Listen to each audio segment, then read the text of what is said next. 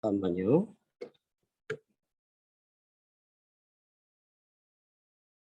약간 지금 강의실 녹화를 하면서 우리가 이걸 진행 중이기 때문에 약간 시스템에 약간 지금 문제가 있어서 조금 지연이 됐습니다. 잠깐만.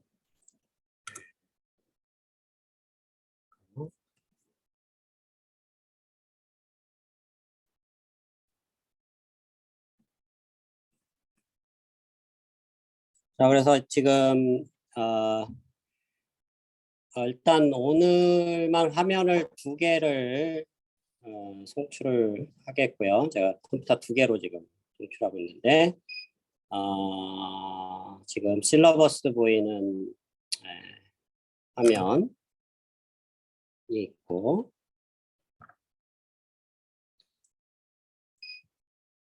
그다음에 이제 그 강의 자료를 별도로 제가 쉐어를 할 텐데요.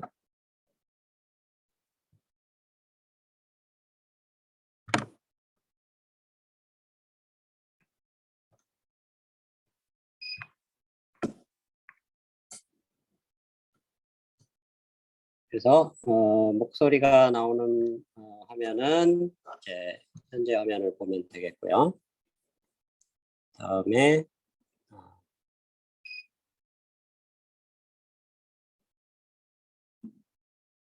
이제 실러버스를 잠깐 공유를 하도록 하겠습니다. 자, 실러버스 화면 보이나요, 지금? 또 다른 화면에서 아까 학생이 대답해 주세요. 네, 보입니다. 네.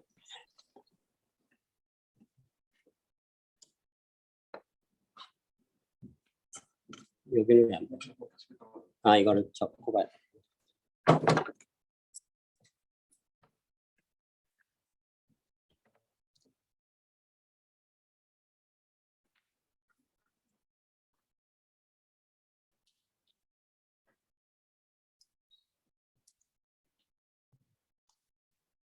작게 보여서.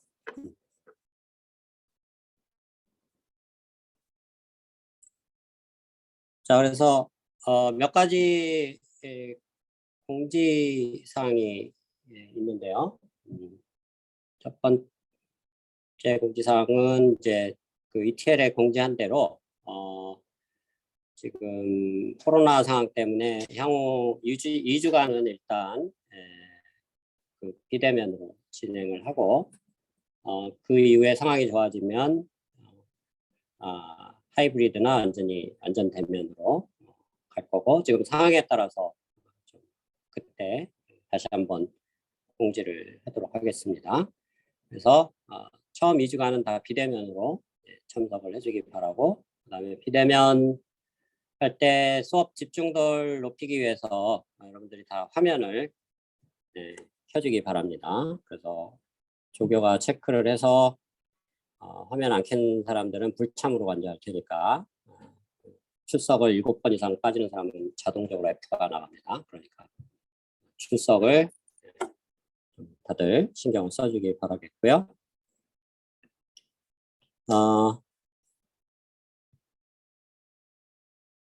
그리고 이제 수업 뭐 운영 관련해서 지금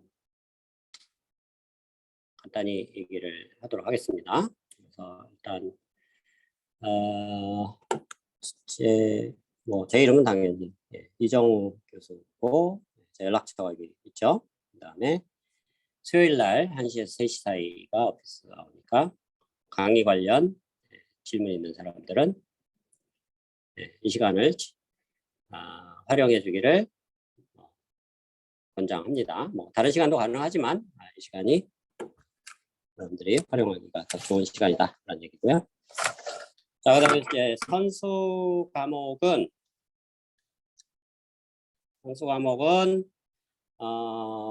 이 강학습이 AI 분야의 중요한 축이지만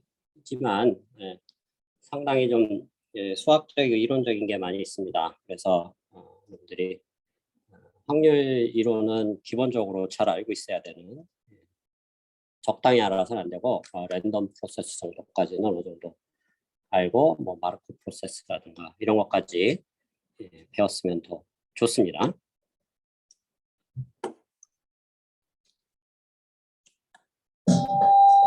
네. 그래서 그 선수 과목이 그렇다라는 얘기고, 확률을 자신이 없거나 듣지 않았던 학생들은 가능하면 확률을 잘 들은 다음에 수강하길 권하고, 그래도 듣고 싶은 학생들은 학기 초에 한 달 정도는 좀 빡세게 복습을 하는 것을 강추합니다. 안 그러면 굉장히 힘들어질 수도 있기 때문에. 자, 그리고 교재는 뭐 굉장히 유명한 책이죠. 이 서튼 교수의 강학습이라는 책이고요. 세컨 에디션을 추천하고, 교재가 여러분들 필요한 이유는 이 교재에서 상당히 많은 숙제가 나갈 테니까 교재를 여러분들이 가지고 있으면 좋고, 교재 한 부분을 발췌해서 우리가 이제 강의를 할 텐데, 전 텍스트북 거의 전부 다루긴 할 겁니다. 중요한 부분, 중요하지 않은 부분도 좀 뺄 테고, 그렇지만 핵심적인 부분들은 대부분 다 다르고, 플러스 알파로 책에 없는 좀 이제 책이 아무래도 좀 오래전에 쓰여진 책이다 보니까 현대적인 딥 RL 쪽, 그러니까 딥러닝을 활용한 RL 쪽에 이제 최신 기법들까지는 책에 잘 나와 있지는 않습니다. 잠깐만 기초적인 개념들만 나와 있지. 그래서 딥 RL 관련된 내용들이 이제 후반부 한 3분의 1 정도가 강의가 될 텐데, 그 부분들은 책에 없는 내용들입니다. 그렇지만 여러분들이 RL을 하는 사람, 연구하는 사람들은 이게 대학 과목이다 보니까 기본적으로 알아야 되는 내용들입니다. 그래서 잘 따라와 주길 바라겠고요. 그리고 이제 ETL에 모든 정보가 올라갈 거고, 자기 자료 플러스 여러 가지 공지사항들. 자, 그 다음에 학점 배분은 다음과 같습니다. 중간 학기 말 30%, 40%. 자, 이 과목은 조금 로드가 있습니다. 여러분들이 프로젝트를 해야 되는, 실제로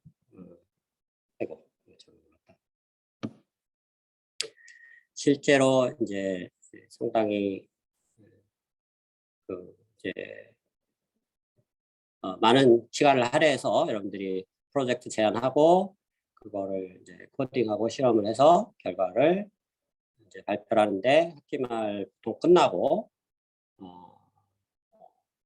이제 코로나 상황이 괜찮으면 대면으로 발표를 가질 거고, 아니면 동영상을 한 5분짜리를 여러분들이 업로드해서 그걸 가지고 평가를 할 계획이니까, 프로젝트 비중이 상당히 높으니까 여러분들이 신경을 많이 써주면 되겠고, 동시에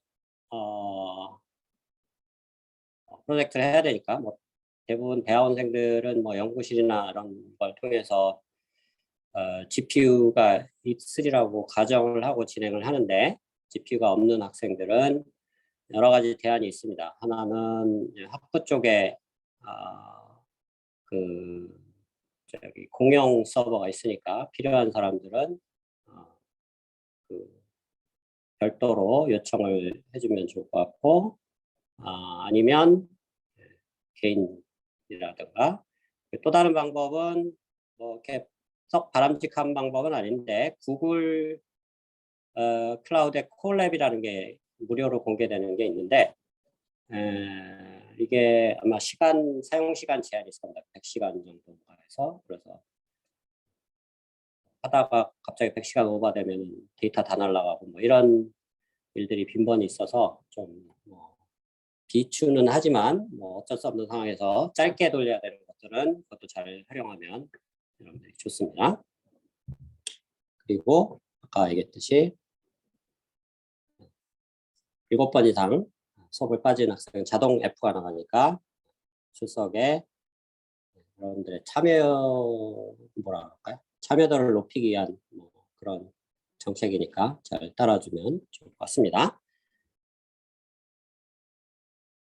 자, 지금까지 수업 운영 관련해서 질문 있나요? 저기 그리고 지금 조교가 희수 조교가 들어와 있는데 뭐 간단히 인사 한마디 할래요? 목소리 들리나? 이수 조교하고 조태현 조교 이렇게 두 사람 맞나? 우리 지민은 조교 아니지? 수강생인가? 네, 오케이. 무슨 들리시나요? 네, 오케이. 네. 안녕하세요. 조교 이희수입니다. 네, 그래서 나중에 프로젝트라든가 이런 숙제 관련해서 질문 있는 학생들은 조교를 또 잘 활용하기 바랍니다.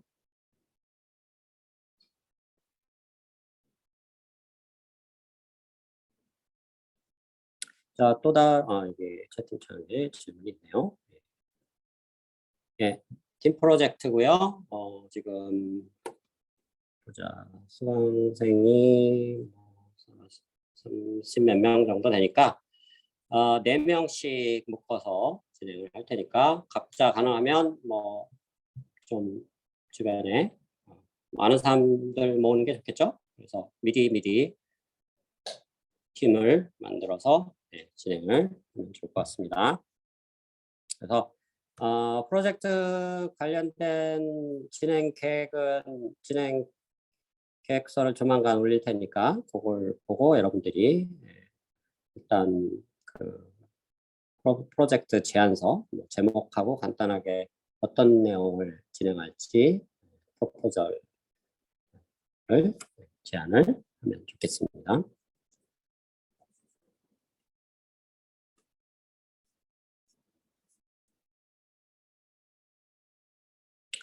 자, 다른 질문 없으면 이제 우리가 이번 학기에 배울 내용들을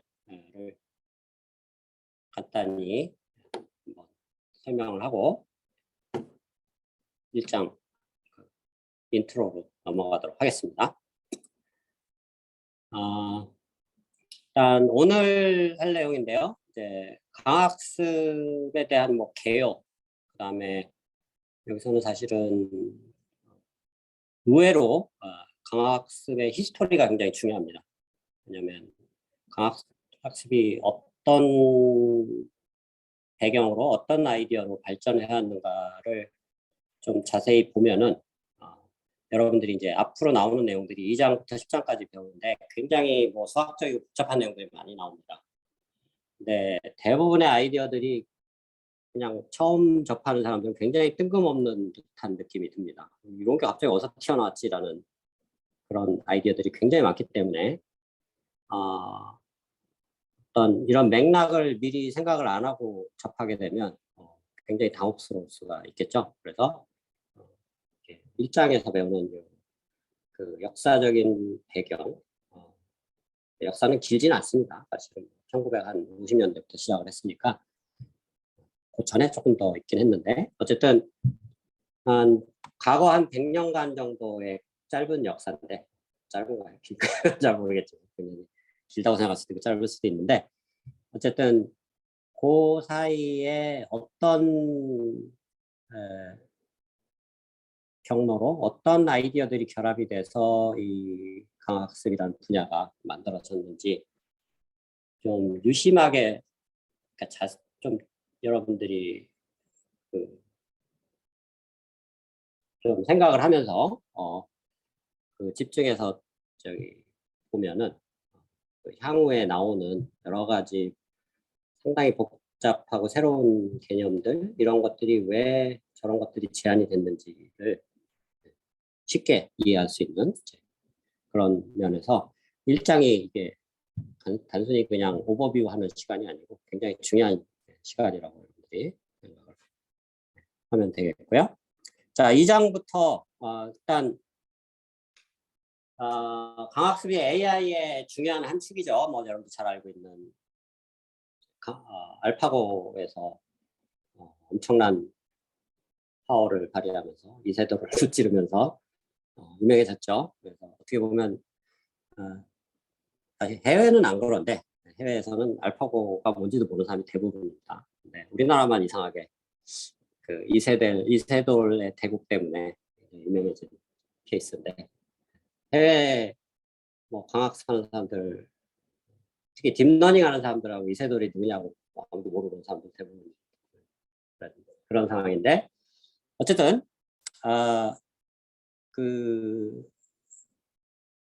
그런 핵심적인 역할을 했던 바둑이라는 게임에서 인간을 이제 물리친 거죠. 어떻게 보면 슈퍼 휴먼 퍼포먼스가 됐고 또 그때 그 알파고 이후에 이게 또 계속 진화를 해갖고 알파고가 아니고 이제 저기 뭐죠 바둑하고 장기 쪽이었나 하여튼 둘 다를 다룰 수 있는 조금 더 일반화된 모델까지 나오고 있고 현재는 뭐 중국의 커제든 누구든 뭐 감히 범접할 수 없는 수준까지 거의 그냥 신의 경제까지 가 있다 수준까지 가 있습니다. 이제 알파고보다도 이제 성능이 훨씬 더 높아졌다는 얘기죠. 이제 그때는 그래도 이세돌이 한 번은 이길 수 있었는데 지금은 거의 뭐 인간이 백전백패 당하는 그런 상황까지 갔다는 얘기죠. 그래서 이런 이제 어마어마한 파워풀한 알고리즘이 어떤 식으로 만들어졌는가, 그리고 거기서 쓰이는 여러 가지 테크닉들이 또 어떤 식으로 돼 있는가, 구성돼 있는가 이런 것들을 좀 볼 거고, 그다음에 이제 그 알파고 만든 딥마인드에서 최근에 이제 많이 하고 있는 것 중에 하나가 스타크래프트 쪽을 이제 사람하고 대결을 시키는 이제 그런 것들을 이제 많이 하고 있습니다. 스타크래프트에서도 지금 뭐 사람까지는 이기지는 못하고 있지만은 탑 플레이어는 뭐 한 20위 정도 세계 랭킹 20위 정도는 물리치는 정도 수준까지는 가 있다고 합니다. 그래서 상당히 많은 이제 기법들이 발전을 하고 있는데 그런 동원되는 테크닉들이 어떤 것들이 있는가 뭐 이런 것들을 다루게 되겠고 이 다른 딥러닝 분야하고 이 강학습의 좀 다른 점은 굉장히 이론적인 토대가 탄탄합니다. 딥러닝은 어떻게 보면 약간 애드헉적인 그러니까 그냥 즉흥적으로 그냥 만들어진 그래서 어떻게 보면 아주 엄밀한 이론은 없는 그런 분야인데 강학습은 굉장히 이론적인 수학적인 토대가 탄탄한 그래서 그걸 바탕으로 해서 계속 발전해 나가고 있다라고 보면 되겠고요. 그래서 현대적인 딥RL들도 사실은 화면에는 안 나타나 있지만 거기에 쓰이는 기본적인 기법들, 뭐 아이디어들 이런 것들이 뜬금없이 나온 것들이 아니고 다 이론적인 배경과 어떤 그 근거가 있다는 얘기입니다. 그 이론적인 근거 중에 이제 가장 핵심적인 게 우리가 2장에서 배우는 확률 이론에서 나오는 거죠. 마르코프 디시전 프로세스라는 게 어떻게 보면 강학습을 배우는 입장에서 약자로 MDP라고 합니다. MDP를 안 배우고 강학습을 논하는 것은 어불성설이다 할 정도로 중요한 역할을 한다는 얘기죠. 그래서 다소 이론적인 부분도 있고 상당히 수학적인 부분들이 많이 있습니다. 그래서 이제 공부하다 보면 내가 이런 것까지 할 정도로 여러분들이 용어로 현타라고 그러죠. 그 현타가 올 정도의 순수수학까지 동원되고 하는데 너무 거기에 주눅들지 말고 그냥 잠시 그런 수학적인 부분들이 등장하는 거니까 여러분들은 그 과정보다는 그 결과에 좀 주목을 해서 이 결과들을 가지고 이제 어떻게 응용을 할 건가 그런 측면에서 봐주면 좋을 것 같고 강학습을 정말 이론을 연구할 사람들은 그 과정도 심각하게 공부를 해야 됩니다. 그게 나중에 이제 연구하고 논문 쓸 때 그것들이 다 쓰이는 기법들이기 때문에 그래서 그때쯤 2장 끝날 때쯤 해서 이제 어느 정도 여러분들이 아이디어가 생기면 프로젝트 프로포저를 할 테고요. 그 다음에 이제 다음 단계로 넘어가서 이 MDP를 이 2장에서는 원샷에 그냥 풀어버리는 방법들을 우리가 다루게 될 거고요. 원샷에 푸는데 이놈들이 엄청난 계산량이 필요합니다. 큰 문제인 경우. 그래서 조그만 문제는 원샷에 풀어버릴 수 있는데 예를 들면 이제 큰 문제라는 거는 나중에 디파인을 하는 정의를 내리는 스테이트라는 게 있는데 스테이트 개수가 몇백 개 정도까지는 원샷에 풀 수가 있습니다. 근데 이게 알파고 이런 데만 가도 스테이트 개수가 10에 10몇 승? 몇십 조? 뭐 이렇게 되니까 아예 이제 원샷에 풀 수가 없게 된다는 거죠. 자, 그러면 어떻게 해야 되느냐? 문제를 푸는 걸 포기해야 되느냐? 포기할 수는 없죠. 자, 칼을 뺀 이상 그거를 원샷에 풀지 말고 그러면 점진적으로 풀자. 이터레이티브 프로세스라고 하죠. 점진적으로 푸는 방법들을 굉장히 중요한 테크닉입니다. 그래서 나중에 배우는 딥러닝 기반의 모든 RL 기법들이 사실은 이 3장 4장에서 배우는 것에서 다 그냥 그놈들의 뭐 약간 후손들이다라고 보면 됩니다. 거기서 다 파생된 거다. 그래서 손잡벌, 중손잡벌 정도 되는 아이디어들이다. 그래서 현대적으로 나오는 모든 RL 알고리즘들이 뭐 다른 게 아니고 3장, 4장에서 배우는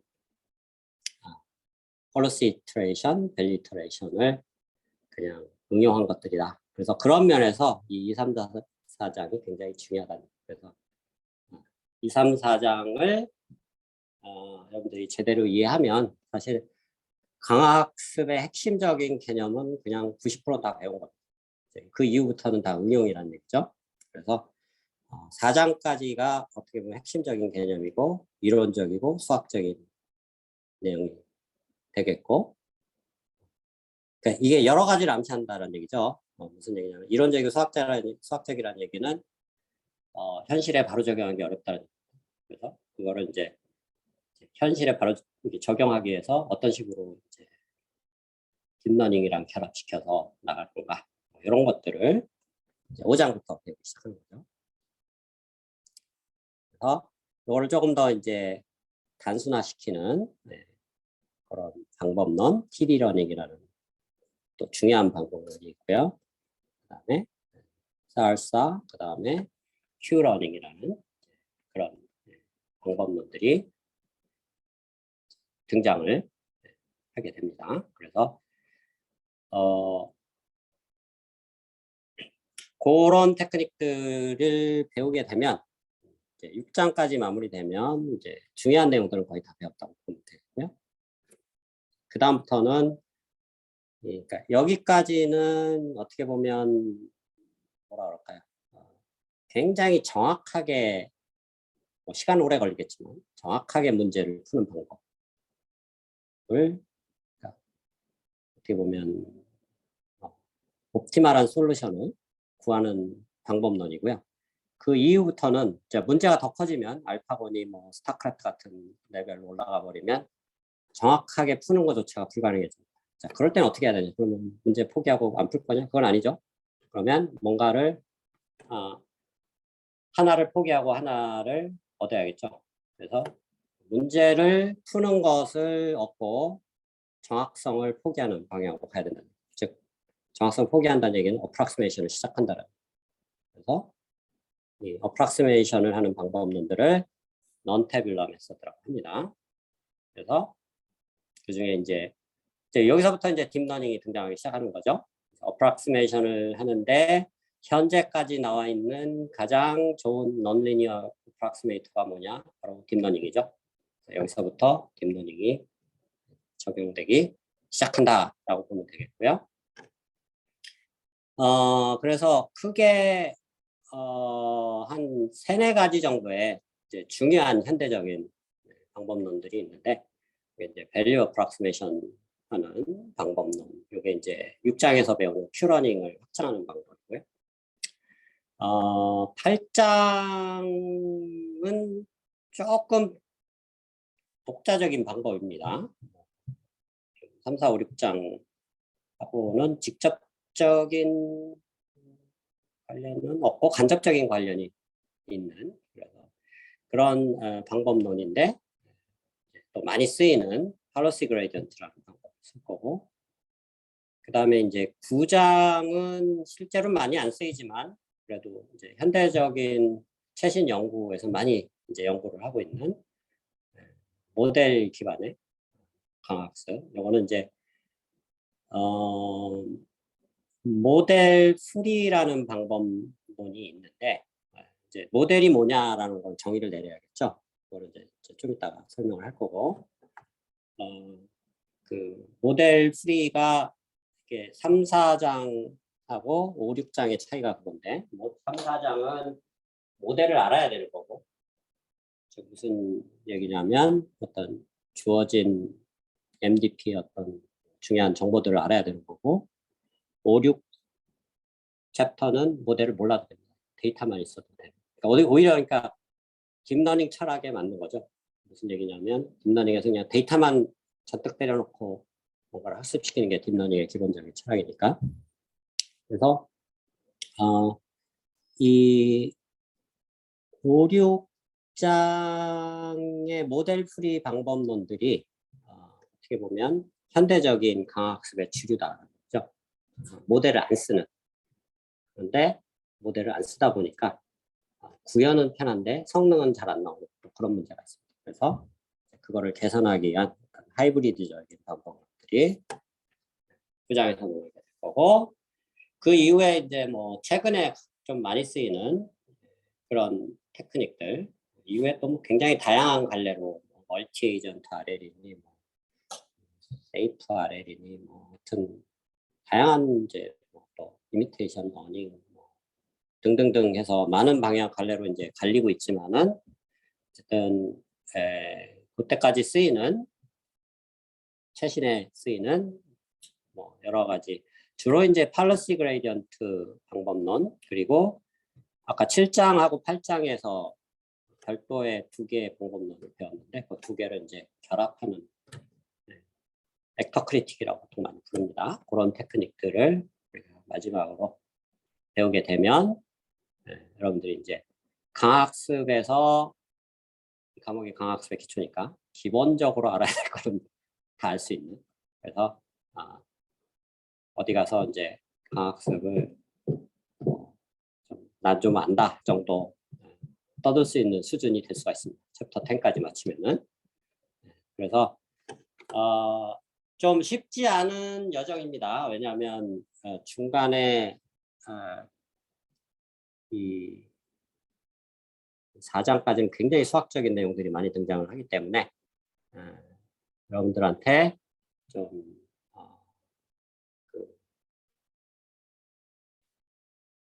얘기하고 싶은 것은 기죽지 말고 엄청난 수학들이 막 등장하더라도 그냥 이건 내 과정은 몰라도 되니까 결과만 나는 활용하겠다라는 좀 마인드로, 그러니까 이거를 직접 이론적으로 연구할 사람들이 아니면은 결과 위주로 여러분들이 요약을 해서 보면 되겠고요. 그 다음에 이걸 전공할 사람들, 강학습 이론을 정말로 전공하는 이제 우리 연구실 학생들이 많은데 학생들은 무조건 모든 디테일을 다 알아야 됩니다. 상당히 수학적인 것들이 필요하기니까. 그래서 그런 부분들을 여러분들이 좀 염두에 두면은, 그러면 이제 좀 기나긴 여정이라도 여러분들이 조금만 초반에 인내심을 발휘해주면 뒤로 갈수록 쉬워집니다. 그러니까 뭐 어떻게 특이하게. 근데 이게 순서를 바꿀 수도 없는 게 이게 이제 전반부가 기초가 되다 보니까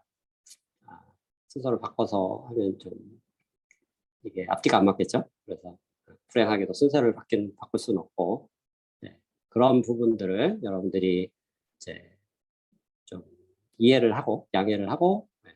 같이 잘 가면 좋을 것 같습니다. 자, 여기까지 질문 있나요? 자, 챕터 1으로 들어가기 전에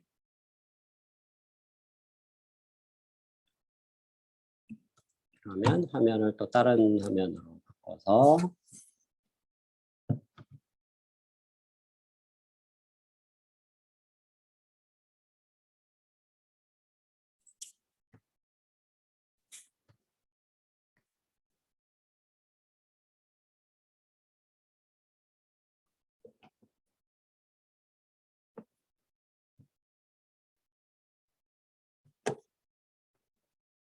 자, 방금 대답했던 학생 지금 화면 보이나요?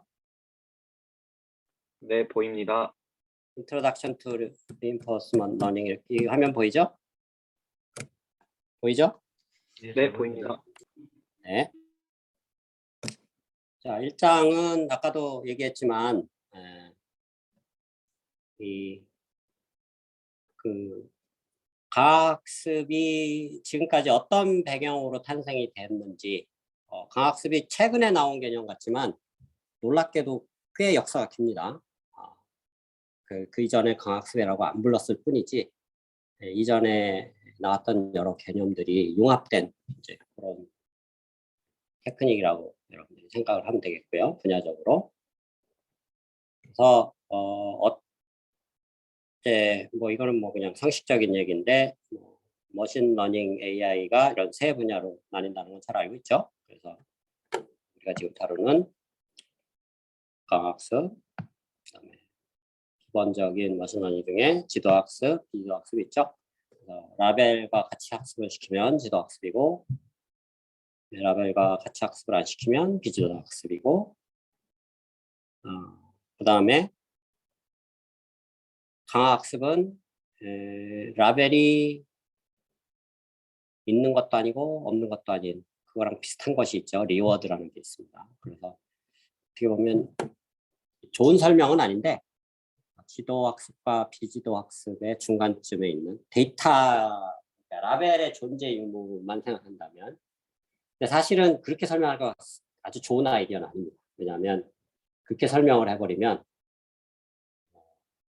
그걸 잘못 이해를 하는 경우가 상당히 많습니다.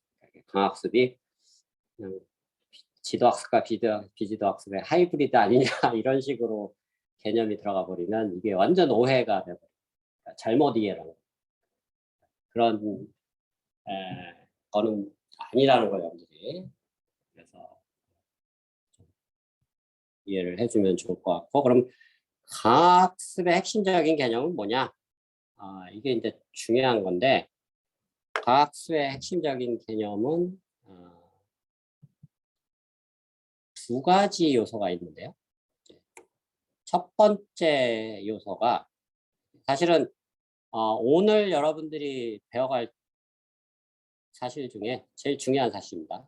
이것만 여러분들이 기억을 하면 오늘 수업은 성공적으로 첫 번째 과학습의 기본 핵심적인 아이디어는 뭐냐?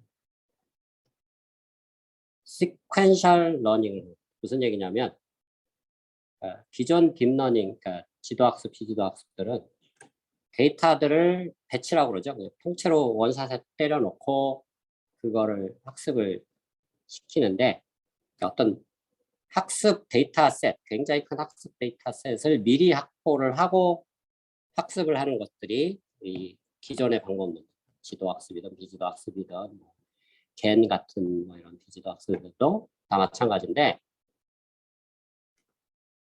이 강학습의 첫 번째 핵심적인 아이디어는 뭐냐면 데이터셋을 미리 준비를 하는 게 아니에요. 그게 아니고 원 바이 원 그냥 그때그때 원 스텝마다 타임 스텝마다 한 번씩 끌어오는 그래서 시퀀셜이라는 얘기예요. 시간축에서 한 타임 스텝 넘어갈 때마다 한 샘플 얻고 한 데이터 얻고 다음 스텝에서 또 한 샘플 얻고 이렇게 그래서 시간축이 반드시 등장한다는 거죠. 그래서 시간축 상에서 데이터를 한 스텝마다 얻어서 학습을 시키는 게 강화학습의 핵심적인 아이디어. 그러니까 아까 뭐 지도학습의 비지도학습의 중간적인 개념이라고 생각하는 게 말도 안 되는 상황이 되는 거죠.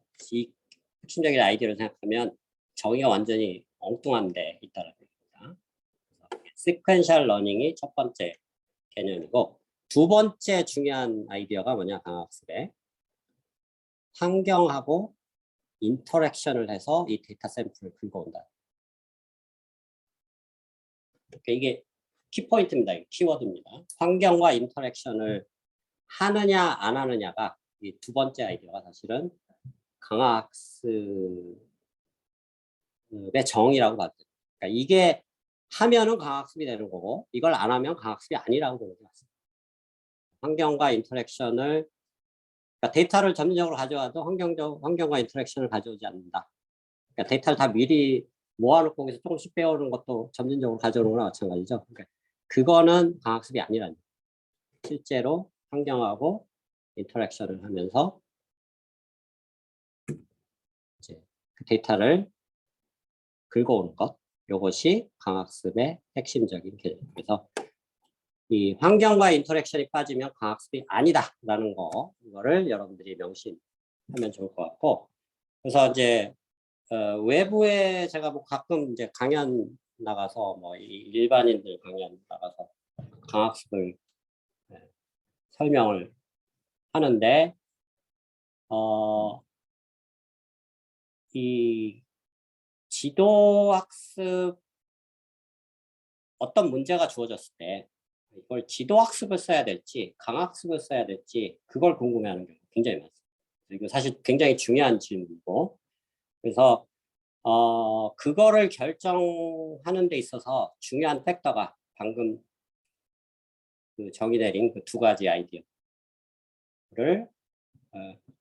필히 해야 되느냐 안 해도 되느냐 그 차이로 여러분들이 강학습을 해야 되느냐 말하느냐를 결정합니다. 어떤 문제가 있을 때 그거를 신기하게도 두 방법으로 답할 수가 있습니다. 어떤 때는 그러니까 일반적인 딥러닝 지도학습으로 해버려도 되는 상황이 있고 그리고 강학습으로 풀어도 되는 상황이 동시에 둘 다 풀어도 되는 그러니까 두 방법이 다 적용돼도 되는 상황이 있어요. 어떤 경우는 한 반복분이 적용할 수 있는 그런 상황이 없는 경우가 많이 있습니다. 그러니까 지도학습만 써야 되는 상황이 있을 테고 어떨 때는 강학습만 써야 되는 상황이 있을 수 있다. 그래서 예를 들면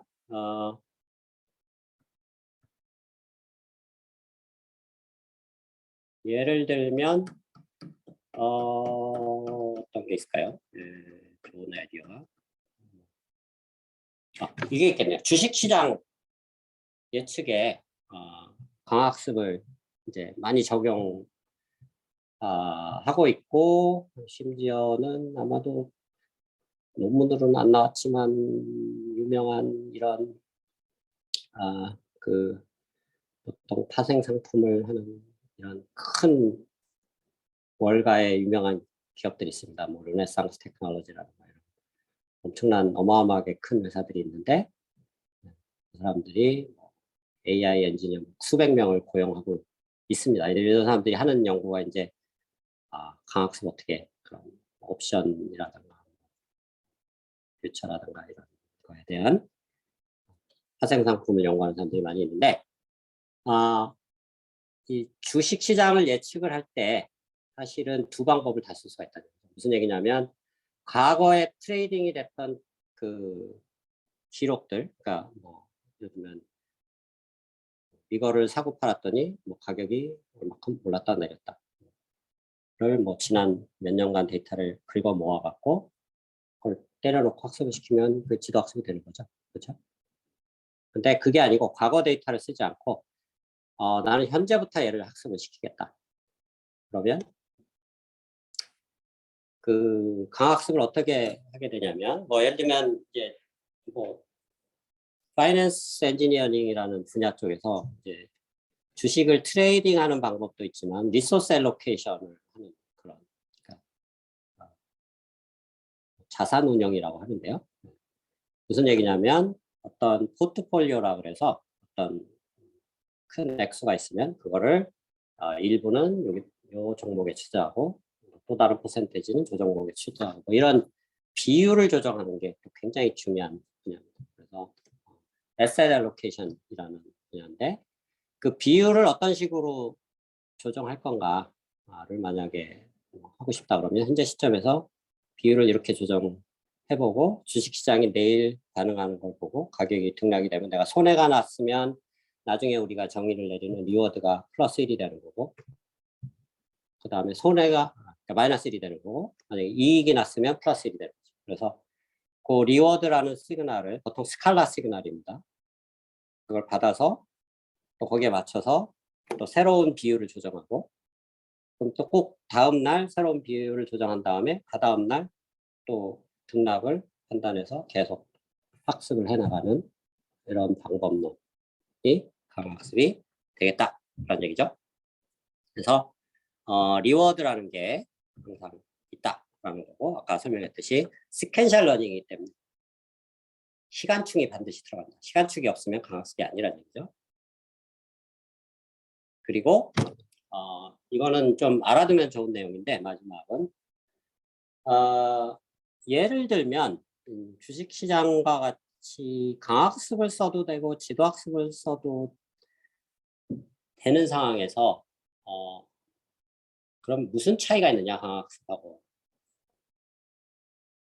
지도학습하고 이제 그런 질문을 날릴 수가 있는데 지도학습 이제 일반적인 룰은 뭐냐면 지도학습은 많은 데이터를 이미 확보한 다음에 학습을 시키기 때문에 성능이 좋을 수밖에 없어요.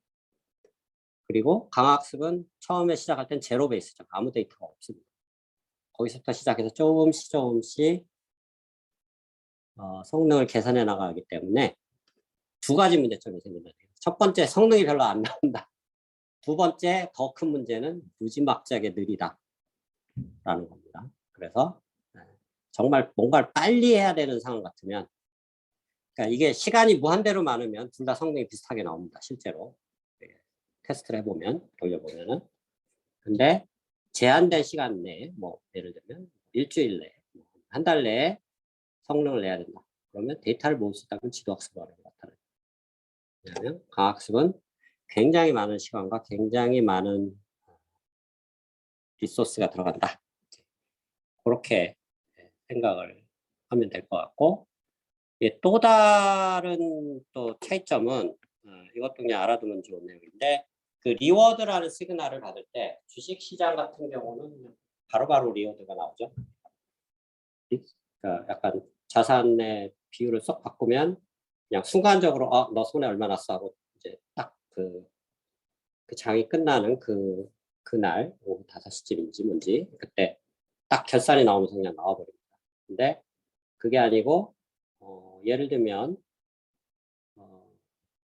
게임 같은 경우 뭐 스타크래프트 같은 걸 하는데 현재 판세는 내가 지고 있어도 나중에 끝날 때 이길 수도 있는 거고 그렇죠? 현재 판세가 내가 이기고 있어도 나중에 끝날 때 질 수도 있는 거죠. 그러니까 게임이 끝나기 전까지는 승패를 알 수 없는 그런 또 상황들이 있습니다. 특히 게임 같은 것들이 대표적인 거죠. 스타크래프트 같은 것들이 뭐 바둑도 마찬가지고 자 그런 경우는 리워드가 한참 뒤에 나온다는 거죠. 바둑을 대국을 둬서 한 10시간 걸린다 그러면 10시간 뒤에 나온다는 얘기죠. 그래서 굉장히 느리게 학습이 될 수밖에 없다. 이런 상황에서는. 그래서 지금 알파고가 성공해서 뭐 강학습이 엄청난 파워를 갖고 뭐 어마어마한 뭔가 장점만 가지고 있는 거로 착각을 할 수도 있는데 그건 아니란 얘기입니다. 그러니까 현실적으로 바라봐요. 그러니까 우리가 이 과목에서 이제 배워가야 될 거는 강학습의 핵심적인 개념이 뭐고 얘의 장단점이 뭐고를 봐야 되는데 장점만 있는 게 아니고 단점들도 많다. 그럼 여러분들이 해야 될 일은 뭐냐? 그 단점들을 어떤 식으로 개선해 나갈 건가를 연구를 해야 되는 거죠. 그래서 현재까지 뭐 응용 분야는 이런 뭐 주로 이제 게임 아니면 로봇 쪽으로 헬리콥터 뭐 자산 그다음에 게임 이런 쪽으로 많이 응용이 되고 있죠. 그래서 이제 이게 강학습의 아까 키 아이디어 중에 두 번째 환경과 인터랙션을 한다고 했죠. 이제 그림엔 안 나와 있는데 밑에 환경이 있습니다. 영어로 environment.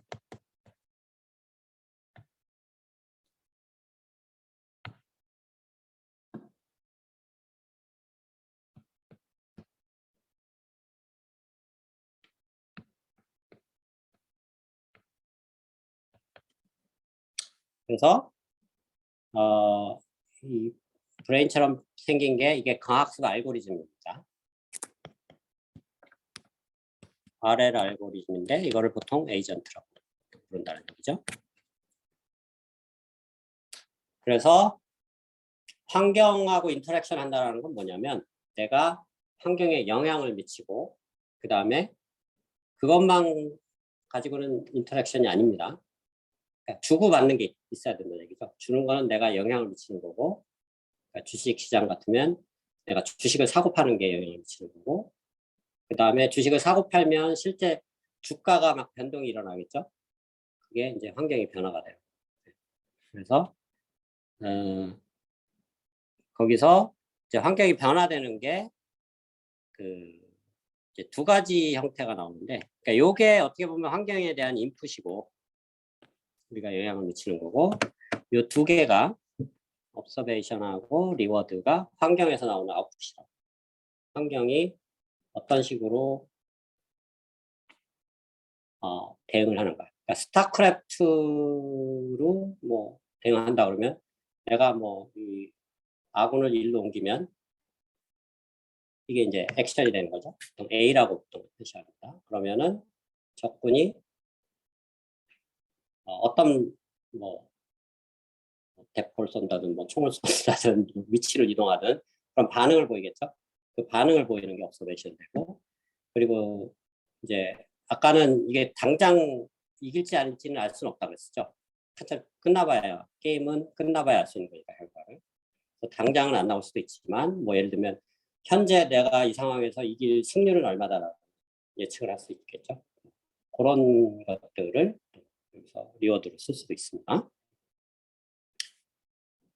자, 그래서 아까 예시를 들면서 중요한 얘기를 안 하고 넘어갔는데 주식시장 예시에서 그 지도학습을 써도 되고 강학습을 써도 되는 이런 상황을 아까 얘기를 했었는데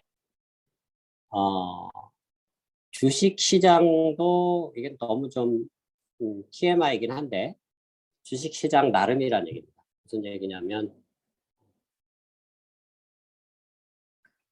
그 액션을 취했을 때 상대가 어떤 반응을 보이는데 이게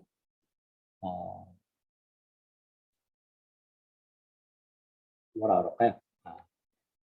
시간에 따라서 계속 다른 반응을 보이는 그런 상황 같으면 무조건 강학습을 써야 됩니다. 시간이나 아니면 내가 어떤 액션을 취했을 때 그 액션을 취한 그러니까 뭐 조이스틱이라 그러면 뭐 동서남북 중에 내가 어디를 선택했으면 얘가 거기에 따라서 다르게 반응을 하는 그런 상황 같은 무조건 강학습을 써야 되는데 어떤 상황이 있냐면 주식시장 같으면 보통은 뭐 블루칩이라고 하는데 굉장히 그 캐피탈이라고 해야 되나요? 그 자산 총액이 큰 뭐 삼성전자 주식 같은 데는 내가 몇 주 사고 팔아봐야 가격에 전혀 영향을 안 미치는 그런 주들이 있어요. 아니면 이제 페니스탁이라 그래서 자산 총액이 그냥 몇 천만 원도 안 되는 그런 주식들이 있는데 그것들은 내가 한 주만 팔아도 막 주식값이 막 폭등을 합니다. 한 주만 팔았는데 막 30% 폭락하고 한 주 사면은 막 30%가 급등하고, 왜냐하면 시장에 나와 있는 주식이 몇 주 안 되기 때문에. 그래서 뭔 얘기를 하는 거냐면, 내가 취한 액션에 대해서 환경이 전혀 색다른 반응을 안 보이는 환경 같으면, 그러면 그건 딥러닝을 하는 게, 그러니까 지도학습을 하는 게 맞다는 거예요. 내가 취한 액션에 따라서 환경이 뭔가 시시각각 다른 반응을 보인다. 그러면 강학습을 써야 된다. 그래서 이런 측면에서 여러분들이 그 지도학습과 강학습을 어떤 식으로 판단할 건가.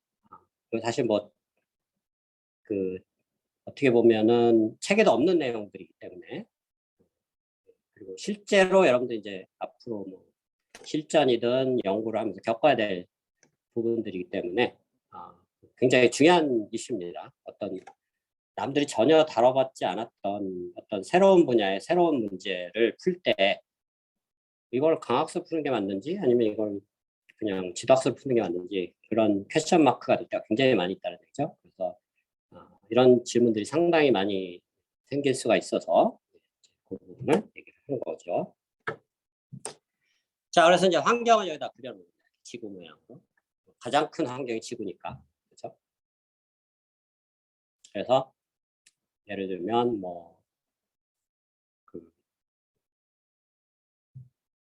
인간이 탄소를 많이 배출하면 지구의 온도가 올라가고, 이것도 사실은 어떻게 보면 광학생 모델로 볼 수가 있습니다. 인간이 공장에서 마구 뭐를 매연을 뿜어내는 게 액션이 되는 거고, 그렇죠?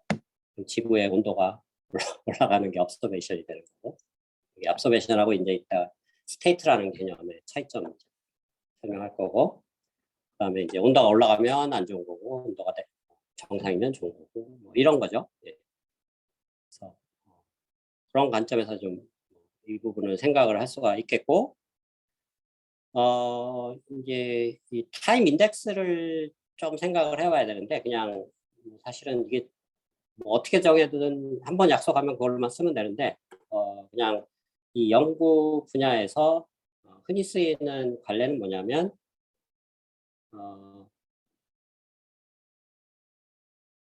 이게 이제 나중에 스테이트라는 개념이 나오는데,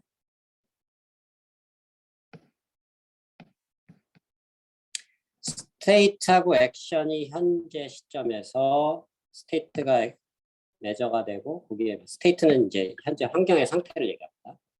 현재 환경의 상태. 그러니까 뭐 바둑으로 얘기하면 바둑에서 현재 흑돌, 백돌이 놓여 있는 위치들이 상태가 되는 거죠. 어마어마하게 많은 콤비네이션들이 있겠죠.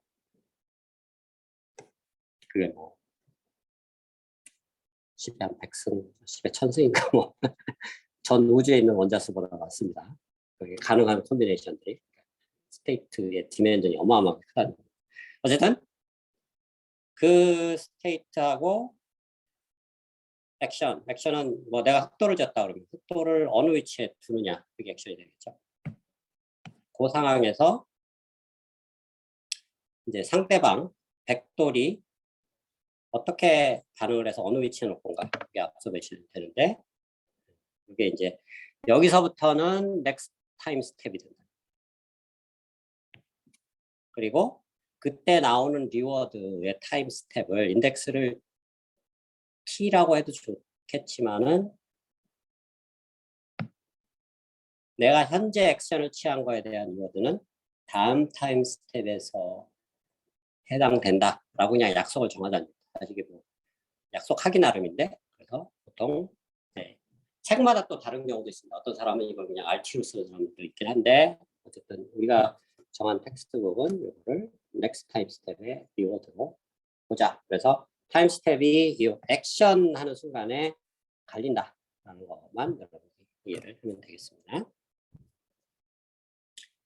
자, 그래서 이제 여기서 스테이트가 등장하는데, 이게 아까 바둑으로 치면은 흑돌과 백돌이 놓인 위치들의 판세, 이게 이제 인바이러먼트의 스테이트가 되는데, 예를 들면 바둑 같으면 눈에 스테이트가 뻔히 보이는 경우도 있지만 스테이트가 눈에 안 보이는 경우도 있어요. 예를 들면 뭐가 있을까요?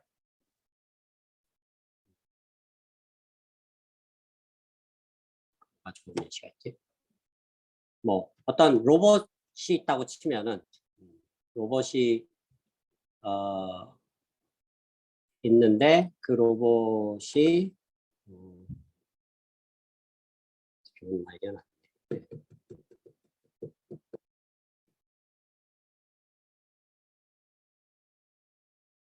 뭐 그냥 아까 얘기했던 뭐 그 지구 환경 온도 변화 뭐 이런 걸 생각해 보면 차라리 낫겠네요. 무슨 얘기냐면 지구 환경의 온도를 대기 온도를 결정하는 건 사실 뭐 이산화탄소만 있는 게 아니고 수많은 요소들이 많잖아요. 그렇죠? 근데 그거를 결정하는 모든 요소를 모든 요소들이 신은 알고 있겠지만 인간은 알 수가 없는 거죠. 뭐가 어떻게 돼 있는지를 수많은 요소들이 있으니까. 그래서 그걸 알 수 없는 어떤 스테이트들, 해양의 온도도 관련있을 거고 이산화탄소의 온도도 관련있을 거고 해양의 소금의 뭐 농도도 관련있을 거고 어떤 뭐 굉장히 많은 요소들이 있을 겁니다. 그 요소들을 일일이 우리가 알 수가 없기 때문에 그거를 우리가 측정할 수 있는 것들, 뭐 예를 들면 뭐 바람의 속도, 지역별 온도,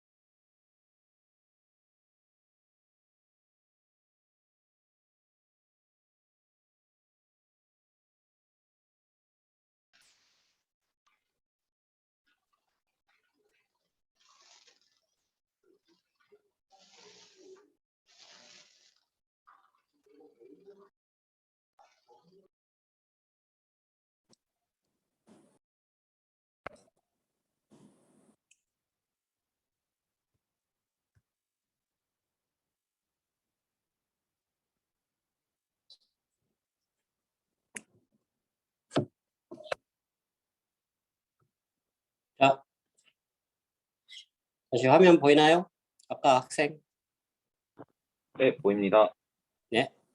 그래서 그 상대방 로봇이 게임하는 룰을 머릿속에, 그러니까 그 안에 프로세서를 가지고 있고 뭔가 어떤 특정한 알고리즘에 의해서 판단하는 어떤 팩터들을 가지고 요소들을 가지고 판단을 할 텐데 그 상대방 로봇이 어떤 팩터들을 가지고 어떤 판단을 하고 있는지 그 알고리즘을 알 수가 없는 상황, 블랙박스인 경우, 그런 경우는 그 내부의 구조를 우리가 알 수가 없습니다. 내부 알고리즘의 인터널한 구조를. 그런 경우가 이런 상황에 해당된다는 얘기가 되겠습니다. 그래서 스테이트를 알 수도 있을 수 있지만 모르는 경우도 생길 수 있다. 그래서 이런 경우 과학학 문제가 더 힘들어지는 거죠. 그래서 2장에서 다룰 때 이런 부분들, 그러니까 전체 스테이트를 다 아는 게 아니고 그거의 일부, 그거를 측정한 어떤 눈에 보이는 것만 가져올 수 있는 그런 상황, 그런 걸 이제 partially observable MDP라고 합니다. POMDP라고 많이 부르는 굉장히 중요한 분야가 되겠습니다. 자, 그리고 그 스테이트를 아까 여기 인터널한 스테이트가 뭐 있거나 전체가 있다고 그랬는데 이거를 정확하게 아는 거는 이상적인 상황일 수도 있다는 거예요. 왜냐하면 예를 들면 스테이트를 결정해주는 뭐 스테이트의 변수가 무지막지하게 많을 때, 예를 들면 10의 100승 막 이럴 때는 그 측정하는 것도 일이고 그걸 메모리에 저장하는 것도 일이겠죠. 그렇죠?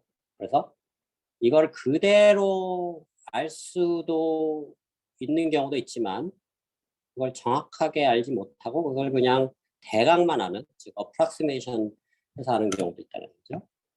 그래서 환경에 대한 스테이트를 그냥 강학습 알고리즘에서 대략 모델링을 해서 이렇게 판단해 나가는 경우가 있을 수 있습니다. 이게 이제 아까 우리가 9장에서 다루는 모델 베이스드 아래라고 좀 유사한 연결고리가 있다는 얘기죠. 무슨 얘기냐면 상대방의 스테이트, 환경의 스테이트가 너무 복잡하니까 그거를 그대로 갖다 쓰기는 힘들고 그거를 적절히 간략화해서 요약을 해서 모델링을 해서 쓰자라는 전략을 쓸 수가 있다. 그래서 그렇게 만들어진 모델링에서 쓰는 뭐 스테이트를 에이전트가 갖고 있는 스테이트다. 그래서 슈퍼스크립트 A를 붙일 수 있다라는 얘기가 되겠고요. 그래서 이 과거의 모든 히스토리를 우리가 이런 스테이트로 볼 수도 있다. 그러니까 바로 직전 타임 스텝 또는 현재 타임 스텝에서의 스테이트만 스테이트로 볼 수도 있지만 특히 뭐 나중에 이제 우리가 7, 8장에서 그 DQN이라는 거를 워낙 중요한 알고리즘이니까 다루게 되는데 이놈도 그렇게 합니다. 화면에서 나오는 것들을 그대로 비디오 인풋을 그대로 받아서 스테이트를 받아들이는데 어느 특정 타임 스텝의 화면만 받는 게 아니고 이전 타임 스텝 한 서너 개를 동시에 받아서 스테이트를 씁니다. 그 개념을 더 확장하면 과거에 있는 모든 화면들을 다 모을 수도 있겠죠. 물론 이제 거기에 따라 디멘전이 점점점 선형적으로 증가하겠지만 어쨌든 그렇게도 모델링을 할 수 있다. 이건 지금 이론적인 관점에서만 얘기를 하는 거니까 우리가 계산량 아예 신경도 안 쓰고 있는 상황입니다. 그다음에 계산량 엄청나게 늘어난다는 단점은 있지만 어쨌든 이론적으로 가능하다는 얘기입니다. 자, 그래서 뭔가 이렇게 좀 과학습의 핵심적인 개념 2개 설명했고 환경이라는 거를 우리가 개념을 설명을 했고 그 다음에 과학습의 알고리즘을 에이전트라고 했고 알고리즘이 하는 것은 액션을 취해서 환경에서 반응을 보는데 그 반응이 2가지가 나온다 그랬죠. observation 또는 state가 나오고 그 다음에 리워드가 나온다. 근데 리워드는 다음 스텝에서 바로 나올 수도 있고 한참 뒤에 나올 수도 있다. 그런 다음 스텝에서 바로 나오면 쉬운 문제가 되는 거고 한참 뒤에 나오면 어려운 문제가 된다. 뭐 이런 얘기입니다. 자, 그러면 강학습의 알고리즘에 해당하는 이 부분이 에이전트라고 불렀는데 조금 더 자세히 들어가면 이 에이전트가 3가지의 구성 요소를 가지고 있다는 거죠. 첫 번째가 액션을 직접적으로 결정해주는 함수가 있습니다. 스테이트가 들어오면 뭔가 판단을 해서 이런 스테이트에선 이런 액션을 취해 라고 예를 들면 바둑 알파고로 치면은 뭐 흑돌 백돌이 이런 위치에 놓여져 있어. 내가 좀 불리한 상황이야. 그러면 팔로시가 하는 일은 내가 유리하게 만들기 위해서 어디를 흑돌을 백돌을 먹기 위해서 공격을 하려고 하겠죠. 그때 취하는 액션을 결정해주는 함수를 팔로시라고 한다. 그런 얘기죠. 여기서 중요한 포인트는 강학습의 목적은 그냥 쉽게 얘기하면 펄러시 또는 펄러시 펑션을 만들어내는 게 강학습의 목적이라고 생각합니다. 그 부분은 여러분들이 꼭 기억을 해두면 향후에 이제 후속 챕터에서 할 때 도움이 많이 될 수가 있습니다. 그 다음 이제 2번째 요소가 요거는 이제 약간 뭐 핵심적인 목표라기보다는 핵심적인 목표를 도와주기 위한 구성 요소 또는 거기에 가기 위한 중간 과정이라고 밸류 펑션이라는 거고 밸류 펑션은 기본적으로 뭘 얘기하냐면 현재 상황이 그러니까 알파고로 예를 든다 그러면 현재 판세가 나한테 유리한 판세인지 불리한 판세인지를 결정해주는 어떻게 보면 그냥 쉽게 얘기하면 승률을 만들어주는 그런 함수라고 보면 되겠고 조금 더 나아가면 밸류 펑션도 2가지 종류가 있는데 그냥 스테이트 디펜던트한 놈이 있고요. 그 다음에 이제 스테이트하고 액션에 디펜던트한 2가지가 있습니다. 그래서 첫 번째를 V라고 보통 노테이션을 쓰고 2번째를 Q라는 노테이션을 많이 씁니다. 그래서 이 value 펑션을 구하면 v든 q든 구하면은 우리가 원하는 최종적인 목표 팔러시를 구해내는 방법이 있다라는 게 또 놀라운 사실이 나옵니다. 그게 이제 우리가 3장, 4장에서 배우게 되겠고요. 그래서 최종적인 목표인 팔러시로 가기 위해서 밸류 펑션이 꼭 거쳐야 되는 중간 단계다라고 생각을 하면 되겠습니다.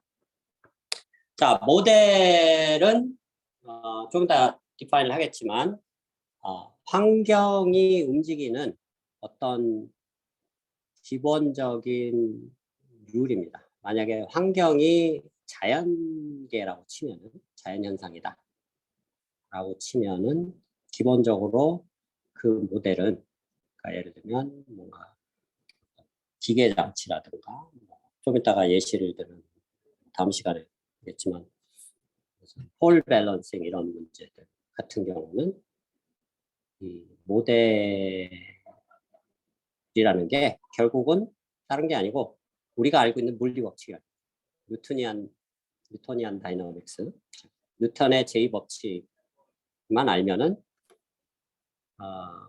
현재 이런 포지션에 있으면 뭐 예를 들어 폴 밸런싱 이런 문제죠. 손바닥에 막대기 하나 올려놓고 어릴 때 많이 해봤을 텐데 안 넘어지게 왔다 갔다 하는 거죠. 안 되는데. 자, 요거를 광학수로 학습시키면 실제로 쓰게 할 수 있습니다. 놀랍게도. 그때 이 폴이 흔들려서 어디로 떨어지는지, 그러니까 현재 타임 스텝, 다음 스텝에서 어디로 움직일지 이게 이제 결정론적인 시각이라고 하죠. 그냥 뉴턴 제2법칙, 미분 방정식 풀면 다 나옵니다. 그렇죠? 그래서 그런 뉴턴의 제2법칙을 모델로 볼 수도 있고, 이거는 어떻게 보면 디터미스틱한 케이스인데, 예를 들면 어떤 상황이 있을 수가 있냐면 폴 밸런싱을 하는데 주변에서 막 바람이 막 불고 있다. 그냥 바깥 외부에 들판에 나가서 이걸 하려고 바람이 그냥 랜덤하게 여기서 부는 경우가 있죠. 그러면 랜덤한 컴포넌트가 들어가 있어요. 그러면 더 예측하기 힘들어지죠. 그렇게 되면은 자, 이런 랜덤한 컴포넌트가 들어가는 케이스가 더 일반적인 경우죠. 그 랜덤한 컴포넌트를 없애면 디터미니스틱한 케이스가 되니까 그 디터미니스틱한 케이스는 랜덤한 컴포넌트의 서브셋 프로블럼입니다. 그래서 광학습에서는 그냥 일단 모든 걸 다 랜덤하다고 가정을 하고 시작을 한다는 얘기죠. 왜냐하면 디터미니스틱한 케이스, 바람이 없는 케이스는 더 심플한 프로블럼이니까 더 어려운 걸 풀면 이건 당연히 쉽게 풀리겠죠.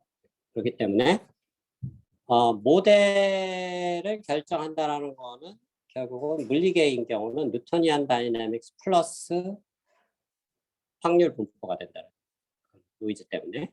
그 확률 분포가 어떤 식으로 모델링을 그러니까 우리가 디파인 하냐면 현재 스테이트에서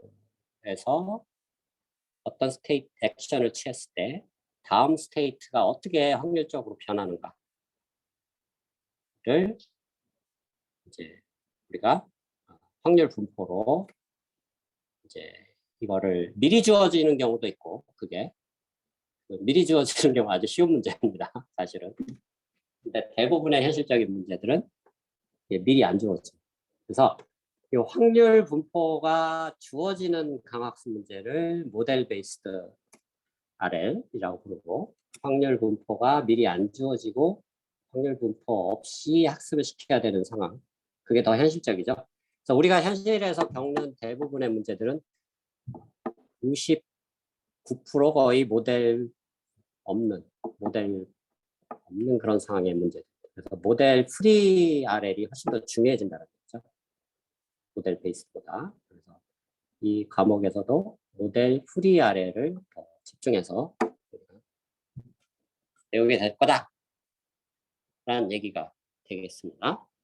그러면 이 세 가지 컴포넌트 policy, value, 모델 이 세 개를 조금 더 이제 엄밀하게 지금 뭐 중요한 개념은 다 설명을 했는데 엄밀하게 수학적으로 디파인을 할 수가 있겠죠. 그거를 다음 시간에 진행을 하도록 하겠습니다.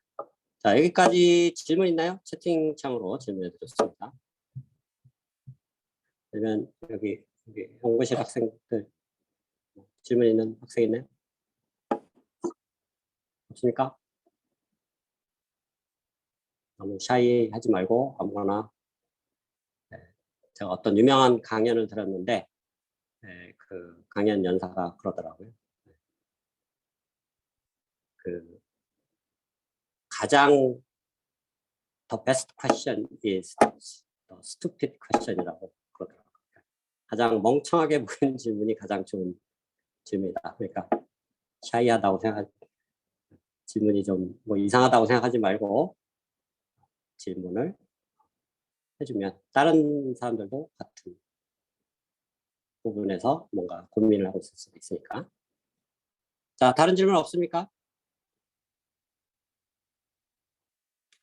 자, 없으면 뭐 아니면 수업 운영 관해서 뭐 또 질문 있나요? 자, 없으면 여기까지 하도록 하겠습니다. 수고하셨습니다. 감사합니다. 수고하셨습니다.